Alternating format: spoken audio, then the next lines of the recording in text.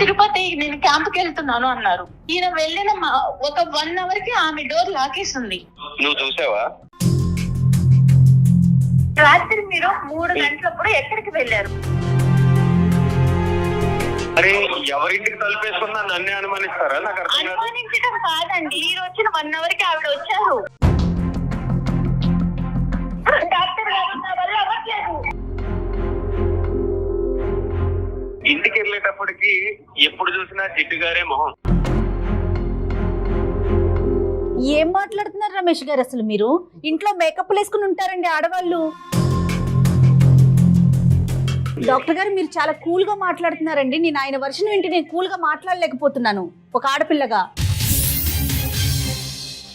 తాకట్టులో ఉన్న బంగారాన్ని విడిపించి ఆ రోజు ఆన్లైన్ రేటుకే మేము కొంటాం. Sharma gold company. Welcome to అందమైన జీవితం. నమస్తే కళ్యాణ్ గారు. నమస్తే అమ్మా జయ గారు. కళ్యాణ్ గారు, మెయిల్స్ అయితే పుంకాలుగా వస్తూనే ఉన్నాయండి. కాకపోతే ఆ మెయిల్ని చూసి ఆ పరిస్థితిని బట్టి నేను కాల్స్ తీసుకుంటున్నాను. రాత్రి మీనా అని ఒక అమ్మాయి మెయిల్ చదివానండి. సో వెంటనే డిస్కస్ చేయాలనిపించింది ఆ ఇష్యూని.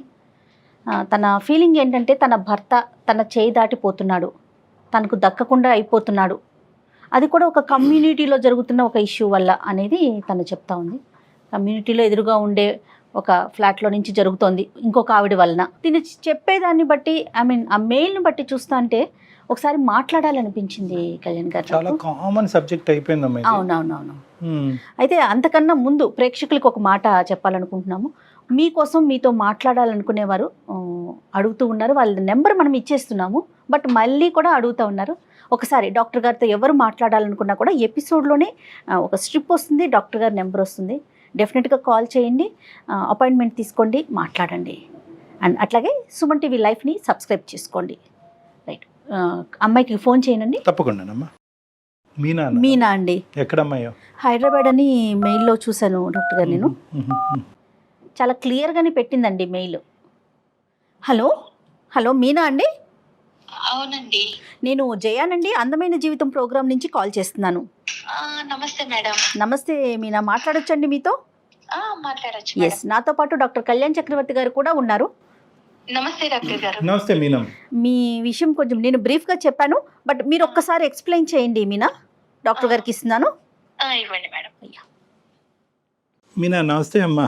చెప్పండి అమ్మా. నమస్తే డాక్టర్ గారు. నమస్తే అమ్మా. నమస్తే. ఎంతమ్మా మీ ఏజ్ ఎంత? ఎక్కడి నుంచి మాట్లాడుతున్నారు? నా ఏజ్ 35 అండి. మేము వైజాగ్ నుంచి మాట్లాడుతున్నాం. పెళ్ళయి 8 years అయింది. 8 సంవత్సరాల నుంచి ఎప్పుడు అనుమానం లేదు. నాకు ఒక 6 నెలల నుంచి నా భర్త మీద కొంచెం అనుమానం స్టార్ట్ అయింది. దాని గురించి నేను మీ అందమైన జీవితం ప్రోగ్రామ్ చూసి మెయిల్ చేశాను మేడం కి. చెప్పండి మీనా, అనుమానం రావటానికి గల అంటే ఏ ఇష్యూస్ ద్వారా మీకు అనుమానం వచ్చింది? ఎలాంటి అంశాలను చూసారు ఏంటి? ఒక 6 నెలల నుంచి నా ఎదురు ఒక అమ్మాయి వచ్చేసింది. ఆమె చాలా అందంగా ఉంటది అనమాట. ఓకే. ఆమెని చూస్తుంటే ఇంకేంటంటే ఆమెను చూడటము, ఆమె తిని చూడటము, ఇలా కొంచెం అనుమానం స్టార్ట్ అయింది నాకు. స్టార్ట్ అయినాక తను కిందకి వెళ్ళి పిల్లల్ని స్కూల్ తీసుకెళ్లటం, అక్కడ మళ్ళీ వాళ్ళిద్దరు కలిసి మాట్లాడుకోవటం, జస్ట్ మామూలుగా క్యాజువల్ గా తీసుకున్నా. తర్వాత అనుమానం అనేది ఎక్కువైపోయింది. అదొక క్లారిటీ అనేది నాకు కన్ఫ్యూజన్ చేసి, నాకు అసలు ఏంటి వీళ్ళిద్దరి మధ్య ఏం జరుగుతుంది అని అబ్జర్వ్ చేస్తూ ఉన్నాను అనమాట. ఓకే. అబ్జర్వ్ చేయటము, వీళ్ళు కిందకెళ్ళి నవ్వుకోవటం, మాట్లాడటం, పిల్లల్ని బస్ ఎక్కించినాక మళ్ళీ కిందే టైం స్పెండ్ చేయటం, ఇలా జరుగుతూ ఉంది మేడం. ఓకే. అసలు నేను ఒక క్లారిటీకి రాలేకపోయాను. పిల్లలండి? పిల్లలు ఒక బాబు నాకు. ఓకే. క్యాజువల్ గా మాట్లాడుకోవటం అంటే ఇప్పుడు పిల్లల్ని ఎక్కించేసాక ఎంతసేపు మాట్లాడుకుంటాం? ఒక 2 నిమిషాలు, 3 నిమిషాలు, 5 నిమిషాలు లేదా 10 నిమిషాలు ఒక రోజు? అది ఎవరైనా మేడం మాట్లాడుకుంటారు. ఓకే, హాయ్ అండి బాగున్నారని ఎవరైనా అడుగుతారు, కాదనట్లేదు. రెగ్యులర్ గా జరుగుతా ఉంది. రెగ్యులర్ గా వీళ్ళు బస్ ఎక్కించడానికి వెళ్తారు. వెళ్ళి ఇద్దరు అపార్ట్మెంట్ అందరూ ఎటు వాళ్ళు అటు వెళ్ళిపోయినా కూడా వీళ్ళిద్దరు నుంచొని మాట్లాడటం, నవ్వుకోవటం, పైకి కలిసి రావటం, ఇది చూస్తున్నాను మేడం. నేను పైన బాల్కనీలో ఉండి చూస్తూ అబ్జర్వ్ చేస్తున్నాను. మీనా అమ్మాయి వయసు ఎంత ఉంటుంది? అమ్మాయి వయసు ఒక 36, 37 ఉంటుంది. ఆవిడ భర్త గారమ్మా? ఆమె భర్త వచ్చి అమెరికాలో ఉంటాడు. ఇది వచ్చి ఇక్కడ నుంచొని అపార్ట్మెంట్ లో ఉన్న వాళ్ళు ఎవరు దొరుకుతాడా ఏంటా అని చూసి నా భర్తే దొరికాడు దానికి. అయ్యా అయ్యో. ఆమెకి పిల్లలు ఉన్నారండి? పిల్లలు ఒక బాబు ఉన్నాడమ్మా. Okay okay. మీరు అంటే ఒకే అపార్ట్మెంట్స్ కదా, మాట్లాడుకోవటం, మీరు ఆవిడతో మాట్లాడటం కానీ ఇరుగు పొరుగు కదా, అట్లా ఏమన్నా ఉందా?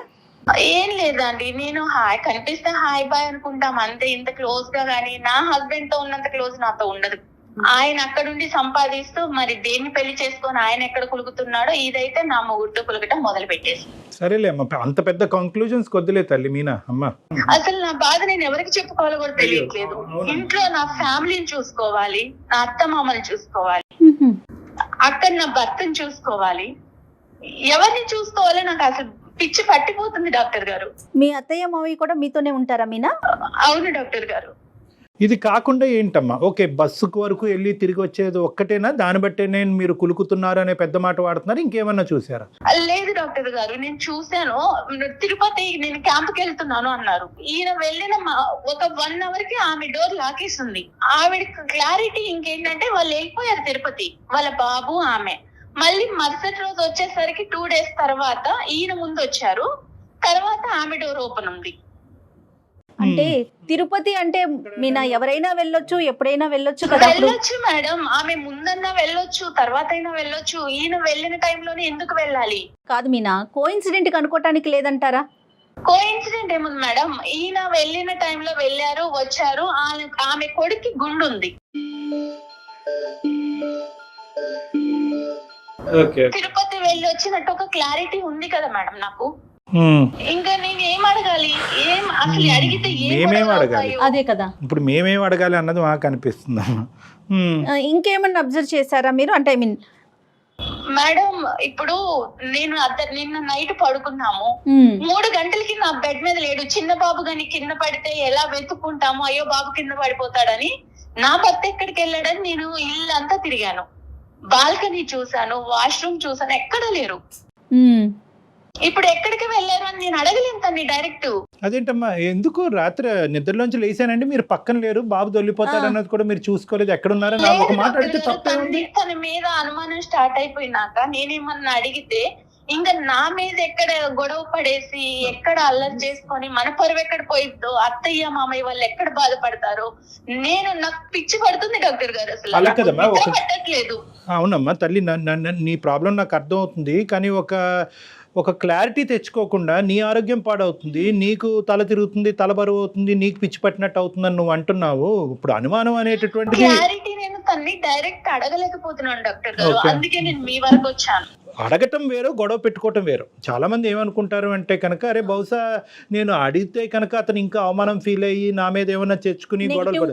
అలా కాదు, ప్రతి చోట ఏంటంటే సైకలాజికల్ మైండెడ్నెస్ అని అంటూ ఉంటాం. ఆడవాళ్ళందరికీ చెప్పేది ఏంటంటే మైండెడ్నెస్ అంటే ఇది ఖచ్చితంగా నిజం అనే ఉద్దేశంతో మీరు అడిగితే ఖచ్చితంగా అక్కడ గొడవ అవుతుంది. కాదు ఇలా జరిగి ఉండొచ్చేమో, నా భర్త ఇలా తప్పు చేసి ఉండడు, నా కళ్ళే తప్పు చూస్తున్నాయి అనేటటువంటి ఆలోచనతో అడిగితే కనుక అడిగేటటువంటి విధానం, పద్ధతి, శైలి కూడా డిఫరెంట్గా ఉంటుంది. మీ భర్త గురించి అందరికంటే వాళ్ళ తల్లిదండ్రుల తర్వాత బాగా ఎరిగినటువంటి వ్యక్తి ఎవరన్నా ఉన్నారు అంటే కనుక మీ మనసే. అవును కదా, 8 years ప్రయాణంలో ఇంతకు ముందు ఎప్పుడనే మీ భర్త గురించి ఇటువంటి సంఘటనలు, సందర్భాలు జరిగినాయా? జరగలేదు. ఎప్పుడు అనుమానం పడేటటువంటి భార్య స్థానంలో మీరు ఉన్నారా? కాదు.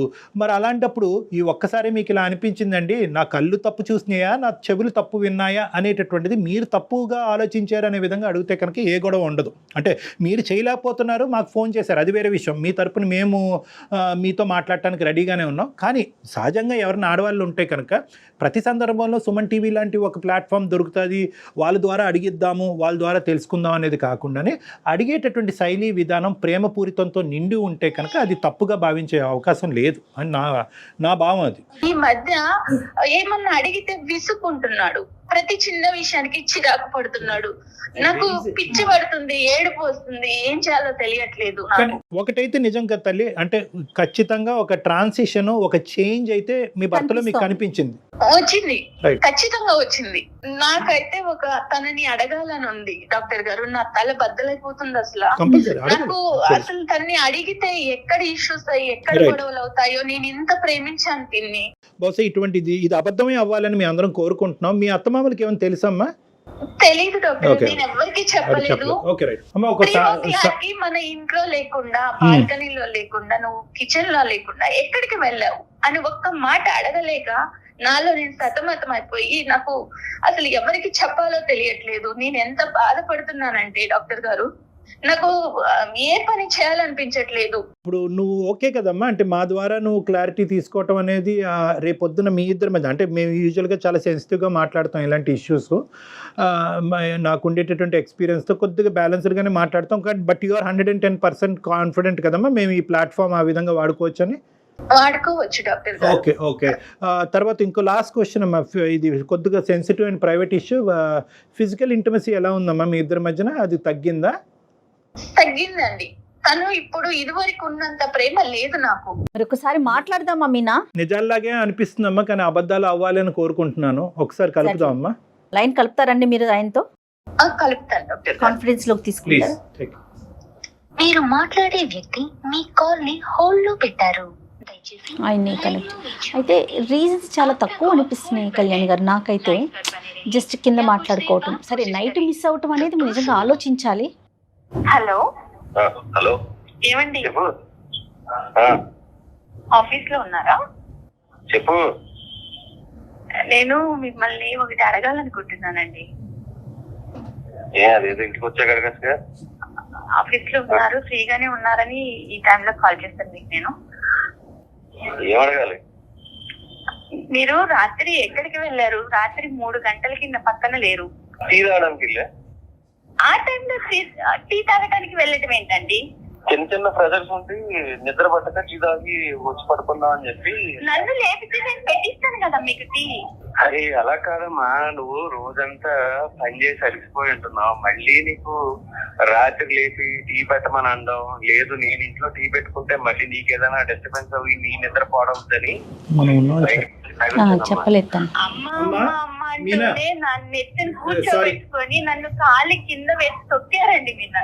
అమ్మ మీనా, నువ్వు ఫస్ట్ ఇలాగా ఒకటి మీనా అమ్మ, ఈరోజు అమ్మ సారీ అండి మీనా గారు భర్త గారు, మీ పేరు? హలో మీనా గారు, మీరు ఒక మాట చెప్పాలి కదా ఆయనకి, మేము లైన్ లో ఉన్నామనేసి ఒక మాట చెప్పండి మీ హస్బెండ్ తోను. నేను మిమ్మల్ని డైరెక్ట్ ఏమీ అడగలేక నేను డాక్టర్ ద్వారా వెళ్ళాను ఇప్పుడు అడగటానికి. చెప్పాలి కదా తల్లి. డైరెక్ట్ వెళ్దాం అంటే మన సంసారాన్ని అందరికీ తెలిసేలా చేస్తావా? అయ్యో అలా భావించొద్దండి మేడం. వింటున్నారా ఎలా మాట్లాడారు? అది కాదు కదమ్మా మీనా. మీనా, ఇది చాలా సెన్సిటివ్ ఇష్యూ మీనా. మనం మన తరపున అతన్ని సర్ప్రైజ్ చేసాం ఇక్కడ, కాబట్టి ఫస్ట్ మా తరపున ఆవిడ తరపున మా అపాలజీస్ అండి. అంటే ఆవిడ చాలా బాగా స్ట్రెస్లో ఉంది, ఆవిడ ఏం చేస్తున్నారో కూడా ఆవిడకి తెలియట్లేదు. చాలా రోజులు బట్టి ఒక చేదు అనుభవాల్ని కొన్ని ఆవిడ దిగమింగుకుంటుంది, అడగలేక కక్కలేక సతమతం అవుతుంది. మా హెల్ప్ తీసుకుని మా ద్వారా ఆవిడ మనసులో ఉండేటటువంటి 2-3 ప్రశ్నలు మిమ్మల్ని అడగాలి అని అనుకుంది. సరే, ఆమె ప్రాబ్లం ఏంటో అడగండి డాక్టర్ గారు, మీ ద్వారానే క్లారిఫై చేయండి. అడగనియండి, ఆవిడని అడగనియండి, మేము బ్యాక్గ్రౌండ్ లో ఉంటాం, ఆవిడని అడగనియండి. ఏమండి, రాత్రి మీరు 3 గంటలప్పుడు ఎక్కడికి వెళ్ళారు? నేను టీ తాగడానికి వెళ్ళా. టీ తాగడానికి బయటికి ఎందుకు వెళ్ళాలి? నేను ఉన్నా కదా పక్కన, నన్ను లేపితే నేను పెట్టిస్తాను కదా మీకు. నేను ఇంతకు ముందు చెప్పా, మళ్ళీ చెప్తున్నానమ్మా, నిన్ను రాత్రి అంతా నాకు నిద్ర లేదు, నాకు టీ తాగితే నిద్ర వస్తుంది అనిపించింది. కాకపోతే నువ్వు డే అంతా పని చేసి ఉంటావు, మళ్ళీ నిన్ను నిద్ర లేకపోవడం ఎందుకు? ఒకవేళ నేను పెట్టుకున్నా సరే నీకు ఏదైనా డిస్టర్బెన్స్ వస్తుందని బయటికి వెళ్ళి తాగొచ్చా. అంటే ఎదురించి 204 కి టీ తాగడానికి వెళ్ళారా మీరు? 204 ఏంటి? నాకు అన్ని తెలుసండి. 204 ఎందుకు వెళ్తున్నారో తెలుసు. సిక్కులాడుంది, ఆ తక్కులాడుంది, దాంతో మీరు మాట్లాడటం చూశాను. కింద మీరిద్దరు ఇటకలు పక్కపక్కలు చూశాను.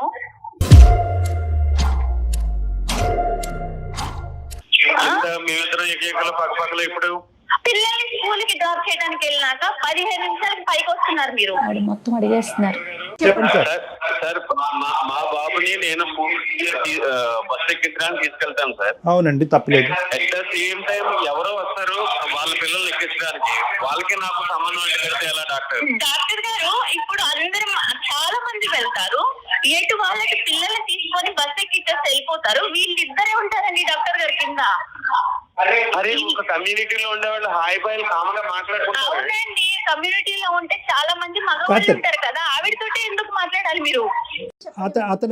అతని భావాన్ని చెప్పనివ్వండి, నెంబర్ 1. నెంబర్ 2 ఏంటంటే మీకు మోస్ట్గా అంటే చాలా క్లోజ్గా ఈ పరిస్థితిని నేను చూడటం వల్ల వాళ్ళిద్దరి మధ్యన సంబంధం ఉంది అనేటటువంటి ఇష్యూ మీ మనసులో ఏదైనా ఉంటే మీ దగ్గర అది స్ట్రైట్ ఫార్వర్డ్గా అడగండి. ఇలాంటిదే కాదు డాక్టర్ గారు, ఈయన తిరుపతి వెళ్తున్నాను క్యాంప్ అని చెప్పినప్పుడు ఈయన వెళ్ళిన గంట కల్లా ఆవిడ వెళ్ళారు. నువ్వు చూసావా? నేను చూసాను, ఎదురింటి లాక్ ఉంది, ఫస్ట్ లాక్ తీసుంది, తర్వాత లాక్ వేసింది. అరే ఎవరింటికి తలుపేసుకున్నా నన్నే అనుమానిస్తారా? నాకు అనుమానించడం కాదండి, మిమ్మల్ని మళ్ళీ 2 days బ్యాక్ తర్వాత వచ్చాక మీరు వచ్చిన 1 hour కి ఆవిడ వచ్చారు. అంటే నేను వచ్చిన 1 hour కి వస్తే మళ్ళీ అవునండి, వాళ్ళ బాబుకి గుండుంది, వాళ్ళు కూడా తిరుపతి వచ్చారని క్లారిటీ ఉంది నాకు. అయ్యో డాక్టర్ గారు, క్లారిటీ ఉంది నాకు, వాళ్ళు తిరుపతి వెళ్ళారు అనని. మమ్మల్ని తీసుకెళ్ళమంటే వెళ్ళలేదు, భార్య భర్తలాగా వెళ్ళి వాళ్ళ బాబుని వేసుకొని తిరుపతి వెళ్ళొచ్చారు. డాక్టర్ గారు, నేను వెళ్ళింది తిరుపతి వెళ్ళిన మాట వాస్తవం. నేను ఆఫీస్ పని మీద వెళ్ళా అంతే తప్ప ఆమె నేను తిరుపతి తీసుకెళ్ళడం ఏంటి డాక్టర్ గారు? ఆవిడ ఉద్దేశంలో ఏంటంటే 2 things, ఓన్లీ 2 things. ఇప్పటి వరకు మా భర్త మీద నాకు 210% గ్యారంటీ ఉందండి, నమ్మకం ఉందండి. ఇంత అభిమానంగా ఇంత ఆప్యాయతగా కుటుంబం ఆఫీస్ తప్ప ఇంకో ప్రపంచం తెలియనటువంటి భర్తతో నేను ఎంతో అదృష్టవంతురాలనండి. కానీ ఈ డౌట్ ఏదైతే ఉందో అంటే దీన్ని కూడా మనం ఎప్రిషియేట్ చేయాలి. ఈ డౌట్ అనేటటువంటిది ఒక అనుమానమైనటువంటి భార్య జీవితాంతం 8 సంవత్సరాలు బట్టి నన్ను అనుమానంతో చంపేస్తుంది అనేటటువంటి భార్య దగ్గర నుంచి రావట్లేదండి. నాకు పిచ్చి పడుతుంది డాక్టర్ గారు, ఇంత ప్రేమగా. సరే ఉండమ్మా, డాక్టర్ గారు మాట్లాడుతున్నారు కదా. రమేష్ గారు, ఇక్కడ ఏంటంటే ఇప్పటి వరకు జరిగినటువంటి సంఘటన, ఇప్పటి వరకు చూడనటువంటి పరిస్థితులు ఆవిడ చూసింది కాబట్టి ఆవిడ జీర్ణించుకోలేకపోతుంది. అనుక్షణం మీరు ఎక్కడుంటారు, ఏమవుతున్నారు, పక్కలో పడుకున్నారా లేదా, ఇదే ఇన్వెస్టిగేటివ్ డిపార్ట్మెంట్లోకి ఆవిడ కంప్లీట్గా వెళ్ళిపోయింది. ఆవిడ పరిస్థితి బాగాలేదు కాబట్టి ఇప్పుడు ఆవిడకి కావాల్సింది ఏంటంటే ఒక ఆనెస్ట్ అండ్ సిన్సియర్ రెస్పాన్స్. ఏమన్నా తప్పు జరిగిందా, ఆవిడతో మీకు తప్పు జరిగిందా, జరగలేదు అంటే కనుక అదే నమ్ముతాం, జరిగింది అంటే కనుక అదే నమ్ముతాం. కాదు రమేష్ గారు, 8 సంవత్సరాల నుంచి మీలో ప్రేమను మాత్రమే చూసింది ఆవిడ. గత కొన్ని రోజుల నుంచి అనుమానించాల్సిన విషయాలన్నీ బయటపడుతున్నాయని చెప్తున్నారు.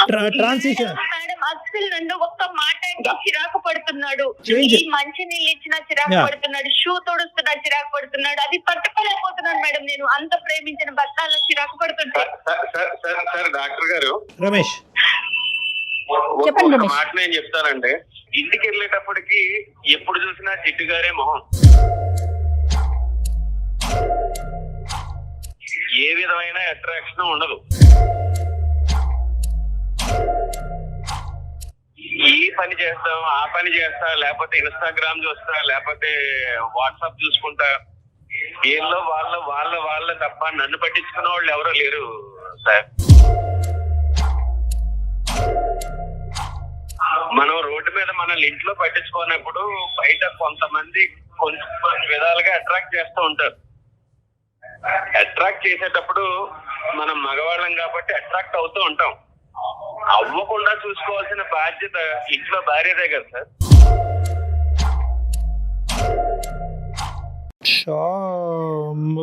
రమేష్, ఆయన వర్షన్ ఆయన చెప్పాడు కదా. ఉండమ్మా మీనా, ఒక్క నిమిషం, నీ వర్జన్ చెప్ది కానీ. ఏం మాట్లాడుతున్నారు రమేష్ గారు, అసలు మీరు ఇంట్లో మేకప్ వేసుకుని ఉంటారండి ఆడవాళ్ళు. సడన్ గా 8 సంవత్సరాల తర్వాత ఒక భార్య జిడ్డు మొహంతో కనిపిస్తుంది అనే ఫీలింగ్ మీకు వచ్చింది అంటే రమేష్, ఖచ్చితంగా ఇక్కడ జిడ్డు మొహం కంటే అక్కడ ఏదైనా అట్రాక్షన్ ఎక్కువైందా అన్నది మనం ఆలోచించుకోవాలి. ఒక్కసారి మీరు ఆలోచించండి రమేష్, మీరు ఏం మాట్లాడుతున్నారు? మీరు ఫస్ట్ ఆఫ్ ఆల్ ఏంటంటే అక్కడ ఒక అట్రాక్షన్ కనిపించిన తర్వాత ఇక్కడ డిస్ట్రాక్షన్ మొదలైందా, లేదంటే ఇక్కడ ఈ డిస్ట్రాక్షన్ మొదలైన తర్వాత అక్కడ అట్రాక్షన్, ఏదైనా తప్పేలేండి, ముందేంటి వెనకట్లే, కానీ రెండు తప్పులే. డాక్టర్ గారు, మీరు చాలా కూల్ గా మాట్లాడుతున్నారండి. నేను ఆయన వర్షన్ వింటే నేను కూల్ గా మాట్లాడలేకపోతున్నాను ఒక ఆడపిల్లగా. పెళ్ళైన కొత్తలో మొహం బాగుంది, ఇప్పుడు పిల్లలు అత్త మామ అందరినీ చూసుకుంటా నీకు పెళ్ళైనప్పటి నుంచి నువ్వు అలాగా ఉన్నావు. నాకు ఇంతకుముందు ఆపర్చునిటీ లేదు. నా మొగుడు అమెరికాలో ఉంటే నేను కూడా దానిలాగే చిచ్చి అలా మాట్లాడకండి మీనా, అలా మాట్లాడకండి. కాదు మేడం, ఒక ఆడదానిగా మీరు అర్థం చేసుకోండి నా బాధని. నా భర్త ఇంకొక అమ్మాయి చూస్తున్నాడంటే నేను ఓర్చుకోగలుగుతానా? ఒకసారి అతని మనసులో ఉన్న భావాన్ని అంతా కూడా. రమేష్, ఇంకా ఏమన్నా ఉందా రమేష్? ఇంకా అంటే మీ భార్య గురించి 8 సంవత్సరాల పాటు మీరు బయటకు చెప్పలేనటువంటి అంశాలు ఇంకేమైనా ఉన్నాయా? ఏమీ లేదు సార్. ఇంటికి వచ్చేటప్పటికి ఆ జిడ్డు మారే మొహం కాకుండా. దయచేసి ఆ మాట అనకండి రమేష్, ప్లీజ్. Sorry madam. మా సారీ ఎందుకండి బాబు? అవునండి, మొహం జిడ్డుదారుతానే ఉంటది. మీ మాటలని తప్పు రమేష్. తప్పు చేశారా? తప్పు జరిగిందా? మీనా, సారీ అమ్మా. అది అయితే జరిగింది డాక్టర్ గారు. చూడండి డాక్టర్ గారు ఎలా చెప్పుకొని ఒప్పుకున్నాడు. నాది క్లారిటీ అదే చెప్తున్నాను మీకు. తప్పు జరిగింది అనేటటువంటిది సమర్థించుకుంటున్నారా రమేష్? పశ్చాత్తాపం పొందుతున్నారా ఇప్పటికైనా రమేష్? ఆ అమ్మాయి గుండె పగిలి చచ్చిపోద్దయ్యా. ఆ అమ్మాయిని ఒక పనికిరాని వస్తువులాగా ఇన్ని రోజులు ఆ అమ్మాయిని ఒక టిష్యూ పేపర్ లాగా వాడుకుని ఇప్పుడు సడన్గా టిష్యూ పేపర్కి జిడ్డు పట్టింది కాబట్టి పక్కన పడేస్తున్నాను అనేటటువంటి మాట మాట్లాడుతూ నీకంటే బయట వేరే అట్రాక్షన్ దొరికింది కాబట్టి ఆ అమ్మాయితో నేను కులుకుతున్నాను. సారీ, నేను ఈ మాటలు ఎప్పుడు వాడలేదు. కానీ ఈ విధమైనటువంటి ఆ అంశాన్ని సుమన్ టీవీ ద్వారా మేము ఈ బ్రేకింగ్ న్యూస్ ఆ అమ్మాయికి అందించడం అనేది మేము చాలా బాధపడుతున్నాం రమేష్ గారు వేరే రకంగా భావించొద్దు, అసహ్యంగా అనిపిస్తోందండి వినటానికే. డాక్టర్ గారు నేను ఒక్కటే అడుగుతా డాక్టర్ గారు, తను ఇంకా ఫైనల్ గా ఒక్కటే అడగాలనుకుంటున్నాను. చెప్పు నాన్న. చెప్పు. ఏ రోజన్నా నేను మీకు ఏ విషయంలో అయినా తక్కువ చేశానా? లేదు. మరి ఎందుకు జిడ్డు మొహం వచ్చింది? ఈ 8 years లో మీకోసమే కదండి నేను. ఒకటి రమేష్ ఇది చాలా ఇరిటేటింగ్గా ఉంది. ఏమండి మీ భార్యని ఏమండి మీ ఇన్షర్ట్ బాగా చేసుకోండి, చొక్కా ఇస్త్రీ చేసుకోండి అని చెప్పేటటువంటి ధైర్యం ఆవిడకున్నప్పుడు నువ్వు నీట్గా తయారవు అని అడగటాన్ని అనే హక్కు మీకు లేదా? ఏకంగా అక్రమ సంబంధాలు పెట్టేసుకోవటమేనండి జిడ్డు మొహాలు కనిపిస్తున్నాయి కాబట్టి. ఇంతేనా జీవితం అంటే? ఇంతేనా బంధం అంటేనే? ఇంతేనా పెళ్ళి అంటే? సార్ ఎలా చెప్తారండి మీరు మారినారని? మీరు చెప్పి చూసారా? ఏ రోజున నాకు చెప్పారా? మీరు చెప్పేది ఏంటండి? చెప్తే రెడీ అవుతా అమ్మాయి? చెప్తే మీకు కావాల్సినటువంటి విధంగా ఉండదా? ఇంత కష్టాన్ని కొని తెచ్చుకుంటుందా? పెళ్ళైనప్పుడు ఎలా ఉన్నారో, ఒక 8 ఏళ్ళు సంసారం చేసి ఒక పిల్లకి ఒక పిల్లోడికి తల్లి అయిన తర్వాత కూడా అలానే ఉంటారండి ఆడవాళ్ళు. ఇక్కడ ఎలా ఉంటాము డాక్టర్ గారు? అత్త మామలకి సేవ చేసుకోవాలి. పెద్ద అత్తయ్య. అమ్మాయి సామాన్య గృహిణి, ఎలా ఉంటారండి? నేను ఏదో చూసుకుంటాను. అమ్మ, ఇలాంటి సంఘర్షణలు జీవితంలో చాలా కామన్. బ్యాడ్ లక్, ఇది బ్యాడ్ లక్ కాదనట్లేదు. కానీ ఈ రోజు నుంచి అయినా కూడా రమేష్లో ఏమైనా మార్పు వచ్చిందా, కనువిప్పు కలిగిందా అనేటటువంటి అంశం అతను తెలుసుకోగలిగితే కనుక ఏ ప్రాబ్లము లేదమ్మా. కాదు, నేను చేసినటువంటిది తప్పు కాదు, దీన్ని వెనకద్దా అనేటటువంటి తన తప్పుని సమర్థించుకునేటటువంటి తత్వం అతనికి ఉంటే కనుక బహుశా జీవితంలో చాలా కష్టాలు వచ్చే అవకాశం ఉన్నాయి. నేను తప్పు చేశాననే పశ్చాత్తాపం ఉంది. రైట్. మరి జిడ్డు మొహం ఇవి నీట్గా తయారవలేదు, ఇవన్నీ ఎందుకు వచ్చినాయండి? అంత చక్కగా చేసి ఇంతవరకు మీకు తన జీవితాన్ని త్యాగం చేసేటటువంటి ఒక ఆడదాని గురించి అసలు మీకు నోరు ఎలా వచ్చింది అలా మాట్లాడటం గురించి? నేను తప్పు చేశాను డాక్టర్ గారు, నేను ఇలా ఉంది నా అందాన్ని కూడా నేను మర్చిపోయాను. నేను తప్పు చేశాననేటటువంటి భావంతో బాధపడి ఒక డిఫెన్స్ మెకానిజం ఉపయోగిస్తున్నాడు. ఏంటంటే నేను తప్పు చేశాను కదా, ఆ తప్పుకి ఇదిగో నువ్వే కారణం అని చూపెట్టేటటువంటి ప్రయత్నం చేస్తున్నాడు. కానీ అతనిలో ఒక మంచితనం ఉంది, మార్పు వచ్చేదానికి అవకాశం ఉంది. అతను కేవలం నీ సైడ్ ఏదో చూపెట్టాలి కాబట్టి, అతను తప్పుని సమర్థించుకోవాలి కాబట్టి మాట్లాడేటటువంటి మాటలే. నువ్వు చేసినటువంటి ఇప్పుడు వరకు నువ్వు చేసినటువంటి ఏ కార్యక్రమం కదా మీ అత్తగారికి కానీ మీ భర్తకు కానీ అందరూ సమర్థిస్తారు. మీ భర్త గారికి కూడా బాగా తెలుస్తుంది, రమేష్ కూడా బాగా తెలుస్తుంది. ఫైనల్ గా మీరు ఏం చెప్తారు చెప్పండి, మీ ఒపీనియన్ చెప్పండి. మీరు ఏం చేయదలుచుకున్నారు? ఆ అమ్మాయి కాన్ఫిడెన్స్ ఇవ్వండి, ఒక నమ్మకం ఇవ్వండి. ఇక మీదట ఇలాంటి తప్పు అయితే జరగదు. నేను నీకు మాట ఇస్తున్నా, ఇప్పుడున్న మన ఫ్లాట్ సేల్ చేసి వేరే ప్లేస్ కి మనం షిఫ్ట్ అయిపోదాం. మన సొంత ఫ్లాట్ వదులుకొని మనం ఎందుకు వెళ్ళాలి చెప్పండి ఒక్కటి. నో రమేష్, ఇక్కడ ఏంటంటే ఒకటి నిజంగా ఫ్లాట్ మారేటటువంటి అవకాశం ఉంటే కనుక ఖచ్చితంగా that is a good solution for the problem. తను ఏం చెప్పాలనుకుంటున్నారు నాకు తన నోటి వెంట వినాలని నేను మీకు ఫోన్ చేశాను. అదే చెప్పారు మీనా, రమేష్ గారు అదే చెప్తున్నారు. మీనా, రమేష్ గారు నాకంటే మించినటువంటి సొల్యూషన్ చెప్పారు. అంటే ఎవరు చెప్పరు, సొంత ఫ్లాట్ అమ్మేసుకుని వేరే దానికి వెళ్ళిపోదాం అని అన్నారు. డాక్టర్ గారు, నేను తన్నేదో బాధ పెట్టాలని నేను అడగాలని కాదు. నాకు ఒక క్లారిటీ, నా మనసు తను నేను ఎంత ఇష్టపడుతున్నానో నాకు తెలుసు, తనకి తెలుసు. అది అర్థమవుతోంది మీనా, అర్థమవుతోంది. కానీ అతను ఇప్పుడు ఇచ్చినటువంటి ప్రామిసెస్ లో ఒక సిన్సియారిటీ కనిపిస్తుంది. తప్పు ఒప్పుకున్నాడు, అతను సిన్సియర్గా అతను అపాలజీ అడిగాడు కాబట్టి క్షమించేటటువంటి ధోరణిలోకి నువ్వు రావాలి. నమ్మకంగా మళ్ళీ మీరు ఇద్దరు కూడా హ్యాపీగా ముందుకు ప్రయాణం కొనసాగించాలమ్మా. సరే డాక్టర్ గారు. ఓకేనా? All the best Meena. అతను అడిగాడని కాదు కానీ నీ గురించి కూడా నువ్వు చూసుకో అమ్మా. Okay, compulsory. All the best, good luck అమ్మా, God bless both of you. Ramesh, all the best and thank you for talking to us. Madam. Okay అమ్మా, ఓకే మీనా, బాయ్.